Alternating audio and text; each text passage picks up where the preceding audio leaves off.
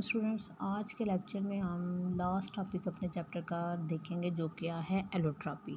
इसकी डेफिनेशन की अगर हम बात करें तो एलोट्रॉपी क्या है? The existence of an element in more than one forms in same physical state is called allotropy. किसी भी एलिमेंट का एक से ज़्यादा इश्काल में और सेम फिजिकल स्टेट में पाया जाना एलोट्रॉपी कहलाता है। यानी एक एलिमेंट है वो मुख्तलिफ उसके इश्काल हैं लेकिन फिजिकल स्टेट यानी गैस, सॉलिड या लिक्विड जो है वो सेम ही रहेगी, तब हम कहते हैं ये इसकी एलोट्रॉपी है। ये दो वजह से कोई एलिमेंट एलोट्रॉपी शो कर सकता है। एक तो ये है due to different number of atoms और दूसरी रीज़न है due to different arrangement of atoms. अब पहले को हम डिस्कस करते हैं due to different number of atoms. इसमें क्या होगा, एलिमेंट्स में एटम की तादाद एक दूसरे से डिफरेंट होगी। जैसे कि ऑक्सीजन की दो एलोट्रॉपिक फॉर्म है O2 O3। एक में ऑक्सीजन के दो एटम्स हैं, दूसरे में 3, तो इस वजह से ये क्या है, दो एलोट्रॉपिक फॉर्म है ऑक्सीजन की। अब जो दूसरी है डिफरेंट अरेंजमेंट ऑफ एटम, इसमें नंबर ऑफ एटम सेम होंगे लेकिन वो एक दूसरे के साथ कंबाइंड डिफरेंट तरीके से होंगे, यानी उनकी ज्योमेट्री वगैरह एक दूसरे से डिफरेंट होगी। इसकी एग्जांपल में सल्फ़र है, फास्फोरस है, टिन वगैरह आ जाते हैं। जैसे अगर हम सबसे पहले सल्फ़र की बात करें तो इसकी दो एलोट्रॉपिक फॉर्म है, रोम्बिक और मोनोक्लिनिक। दोनों में नंबर ऑफ एटम्स 8 ही होंगे लेकिन उनकी शेप जो है वो डिफरेंट आ रही है, ज्योमेट्री डिफरेंट आ रही है। अब बच्चों जो हमारे पास एलोट्रॉपी कोई भी एलिमेंट है उसकी जो डिफरेंट एलोट्रॉपिक फॉर्म्स हैं उनकी केमिकल प्रॉपर्टीज़ सेम होती हैं लेकिन physical properties, colour, shape, melting boiling point वगैरह ये एक दूसरे से डिफरेंट होते हैं। क्यों? क्योंकि उनमें नंबर ऑफ़ एटम्स डिफरेंट हो सकते हैं, यहाँ अरेंजमेंट ऑफ एटम्स डिफरेंट हो सकते हैं। इसी वजह से उनकी जस्ट फिजिकल प्रॉपर्टीज़ डिफरेंट होगी मगर केमिकल प्रॉपर्टीज़ सेम होंगी। अब जब हम एलोट्रॉपी की बात करें इसमें एक बहुत इंपॉर्टेंट टर्म आ जाती है जिसको हम ट्रांजिशन टेम्परेचर कहते हैं। अब मैंने अभी आपको बताया कि किसी भी एलिमेंट की जो है डिफरेंट एलोट्रॉपिक फॉर्म है तो वो टेम्परेचर ही है जो डिसाइड करता है कि किसी एलिमेंट की इस टाइम कौन सी एलोट्रॉपिक फॉर्म है।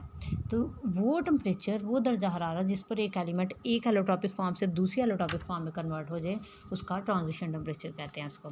जैसे मैंने आपको सल्फ़र का बताया कि इसकी रोम्बिक और मोनोक्लिनिक दो एलोट्रॉपिक फॉर्म है, तो इसका जो ट्रांजिशन टेम्परेचर है वो क्या है, 96। तो 96 जैसे ही टेम्परेचर करते हैं सल्फ़र का तो ये रोम्बिक से मोनोक्लिनिक में कन्वर्ट हो जाती है।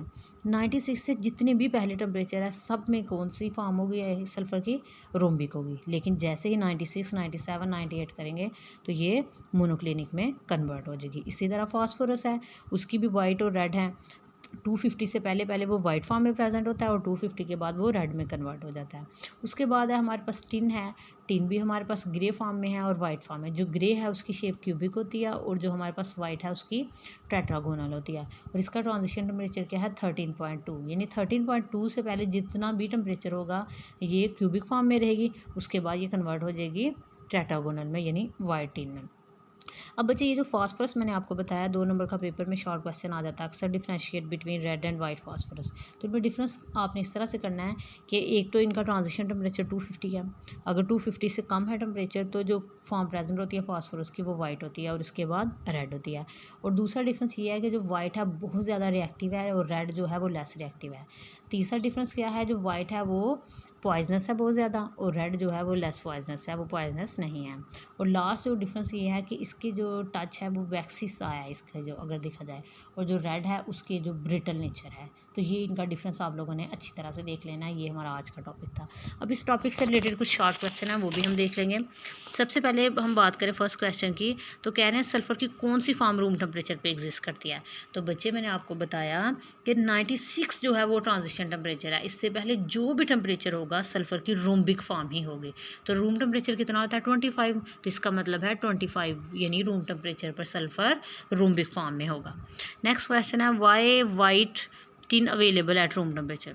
वाइट टिन रूम टेम्परेचर पर क्यों अवेलेबल होते हैं, ये देखें अभी हमने देखा इसका ट्रांजिशन टेम्परेचर क्या है 13.2 और रूम टेम्परेचर कितना होता है 25। तो ये 13.2 से ज़्यादा है तो इस स्टेट में फिर ये वाइट फॉर्म में ही प्रेजेंट होगा और किसी में नहीं। Why is melting point of solid consider its identification characteristics.